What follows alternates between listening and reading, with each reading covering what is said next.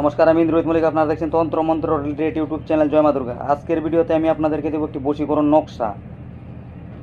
এই নকশা দ্বারা আপনি আপনার প্রেমিকাকে বশীকরণ করতে পারবেন, আপনার স্ত্রীকে, বা আপনি নারী হয়ে পুরুষকে, প্রেমিক বা আপনার স্বামীকেও আপনার বশীভূত করতে পারবেন। তো কী এরকম নকশা, কী এরকম প্রয়োগবিধি, সেটি জানতে হলে মনোযোগ সহকারে ভিডিওটি শুরু থেকে শেষ পর্যন্ত দেখবেন। আর এরকমই সব ভিডিও পেতে আমার চ্যানেলটিকে সাবস্ক্রাইব করে পাশে থাকা বেল আইকনে ক্লিক করুন। তো চলুন শুরু করা যাক।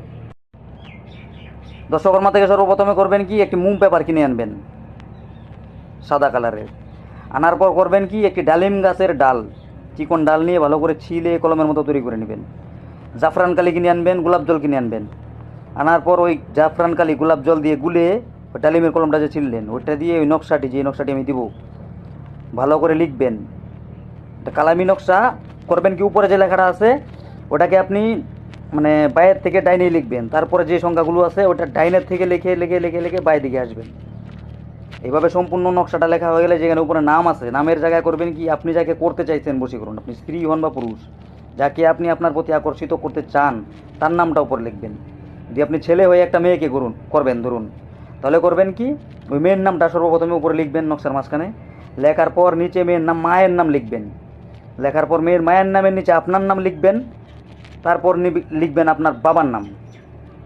লেখার পর হয়ে গেলে নকশাটাকে কাগজটা শুকিয়ে যাবে, তখন ওটাকে গোল করে মুড়ে একটা সলতের মতো বানিয়ে নেবেন।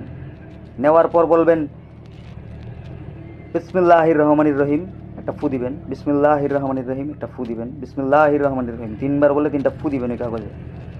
দেওয়ার পর বলবেন জাগ জাগ জাগবি, যে কাজে লাগাবো সে কাজে লাগবি। জাগ জাগ জাগবি, যে কাজে লাগাবো সে কাজে লাগবি, তিনবার বলে তিনটা ফু দিবেন। তাতে আপনার এই নকশা কিন্তু রেডি হয়ে গেল। তারপর করবেন কি, পূর্ব দিকে মুখ করে বসবেন। পূর্ব দিকে মুখ করে একটা নতুন মাটির প্রদীপবাতি নিয়ে আসবেন, বা আপনার এই মন্দির যদি থাকে বাড়িতে, মন্দিরে যে প্রদীপবাতি জ্বালান সেটা দিয়েও ইউজ করতে পারেন, কোনো ব্যাপার না। ওই প্রদীপবাতিতে সরষের তেল দিয়ে দিবেন। দেওয়ার পর আপনি পূর্ব দিকে মুখ করে বসবেন, প্রদীপের শিকাটা দিবেন পূর্ব দিকেই, আপনিও বসবেন পূর্ব দিকে, মানে আপনার মুখের দিকে থাকবে না, কিন্তু প্রদীপের যে সলতার মাথাটা ওটা আপনার সামনের দিকে থাকবে, পিছনটা আপনার দিকে, ওটা জ্বালিয়ে দিবেন।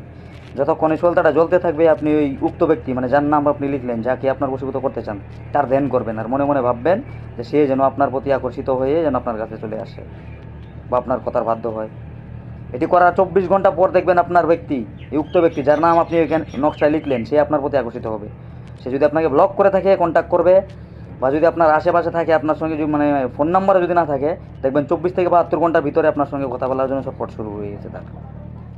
আর যদি আপনি কোনো মেয়ে হয়ে কোনো পুরুষের উপর এটা প্রয়োগ করেন, তাহলে করবেন কি, সর্বপ্রথমে ওই পুরুষের নাম লিখবেন উপরে নকশার মাঝখানে। তারপর ওই পুরুষের বাবার নাম লিখবেন। লেখার পর নিচে আপনার নাম লিখবেন, তার নিচে লিখবেন আপনার মায়ের নাম। লিখে সেমভাবে করবেন কি, ওটাকে গোল করে মুড়ে তিনবার বলবেন বিসমিল্লাহির রহমানির রহিম, বিসমিল্লাহির রহমানির রহিম, হাতে ধরবেন, বিসমিল্লাহির রহমানির রহিম তিনবার দিলেন। তারপর বলবেন জাগ জাগ জাগবি, যে কাজে লাগাবো সে কাজে লাগবি। জাগ জাগ জাগবি, যে কাজে লাগাবো সে কাজে লাগবি। জাগ জাগ জাগবি, যে কাজে লাগাবো সে কাজে লাগবি, তিনবার বলে তিনটা ফু দিবেন। তারপর এই প্রদীপবাতি জ্বালিয়ে দিবেন।